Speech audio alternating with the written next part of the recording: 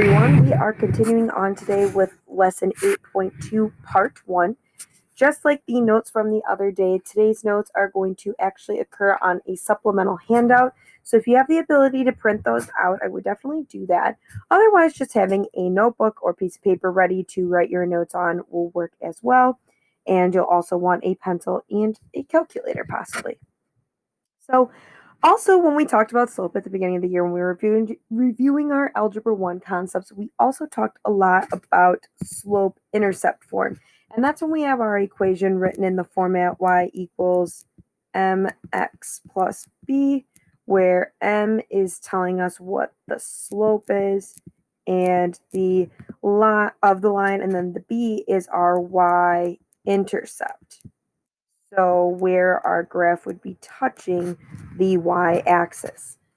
Now, this is very, very useful to us when we are trying to graph a line or set up an equation of a line. But sometimes we're not given the slope-intercept form. We're given other information instead that doesn't necessarily include the slope or the y-intercept. And what we can do is use point-slope form to rearrange, to plug into the equation and then simplify it down. So point-slope form, if you remember, is y minus y1, and then that's going to equal m times x minus x1, and then x comma y, so x1 comma y1, those are just going to be a point on the line. So we could plug those in and simplify as long as we know a point and the slope, okay? So a couple of examples here. First of all, again, to us, standard form is not going to be super useful, but slope-intercept form is. So anytime you're given an equation of a line and it's now written in slope-intercept form, you're going to want to rearrange it so that it is. So it's going to be more useful to us. So we're going to start here. We're going to have to subtract the 2x over so that we can get y by itself, right? So it's y equals. So right now we have negative 5y equals negative 2x plus 15. Couldn't combine the negative 2x and the 15 down any further than this. And then we're also going to need to divide everything by that negative 5 to get y officially by itself. So we have y equals negative 2 divided by negative 5 is positive 2 over 5. And then 15 divided by negative 5 is negative 3. So now we do have this in y equals format, so we can tell our slope and we can tell our y-intercept of that particular line. And we could do the same process then for part B, where we end up with 5y equals negative 2x plus 10. Everything is going to get divided by that 5, so we can get y by itself. So negative 2 this x is negative 2 divided by 5, and then 10 divided by 5 is just 2. So notice here our two slopes, right? We have 2/5 and we have negative 2/5. Now these two are not the same, so we know our lines are not parallel, and they are not opposite reciprocals, because even though they have different signs, one of them is not flipped. This fraction is not flipped, so they're not going to be multiplying to equal negative 1, which means that these lines are neither parallel nor perpendicular. It's a neither situation on this. So if we try a next example, same idea. Start by rearranging so that we get this into y equals form. So we end up with negative 4y equals negative 5x plus 1. Divide everything by the negative 4. And we end up with just y equals negative 5 divided by negative 4 is positive 5 over 4x. 1 divided by negative 4, negative 1/4. And then keep rearranging here. This time we're going to actually have to add the 5x over to both sides so that we can get 4y by itself. We had to undo this subtraction, so that's why we added 5x plus 48. And then divide by 4. we end up with y equals 5/4 x plus 12, right? 5/4, 48 divided by 4 is 12. This time, our slopes are the exact same, right? We have 5/4 here.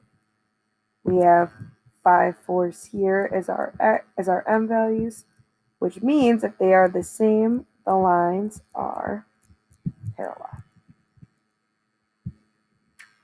Now, a reminder, if you are to ever just graph a line that is y equals something, that means that it is a parallel line. So for instance, if I graph y equals 4, it's going to graph for me a horizontal line, not a parallel line, a horizontal line, okay? Which means we talked about before that a slope of a horizontal line is 0. Again, think of our pal, Mr. Slope Man.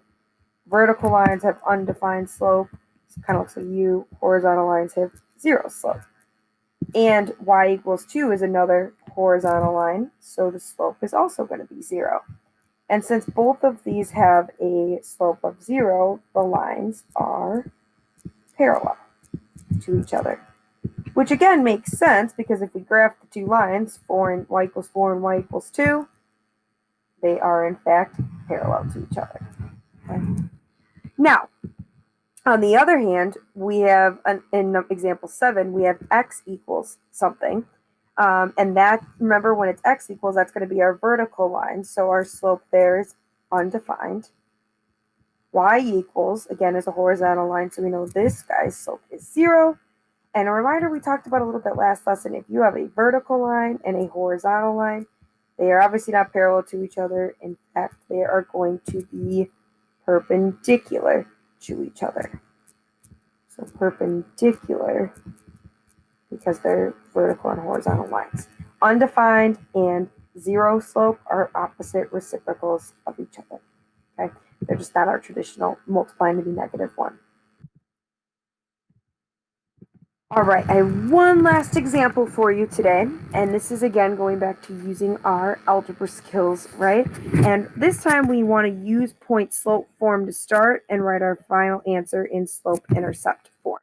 And basically what's happening is we are being given a line that is parallel to a line with a slope of 1/2.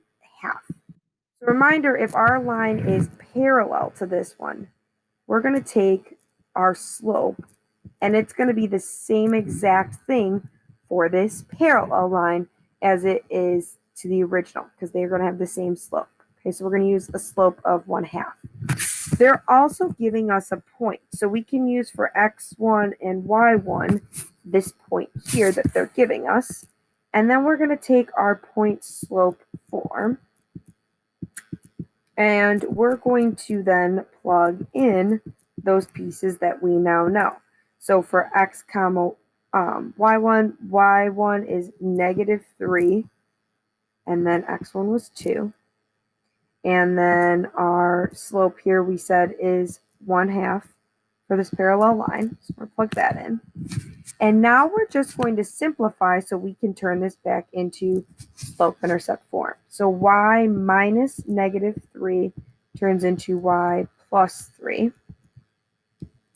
And then if we distribute this 1/2 through, we get 1/2 x minus 1 because 1/2 and -2 multiply to -1.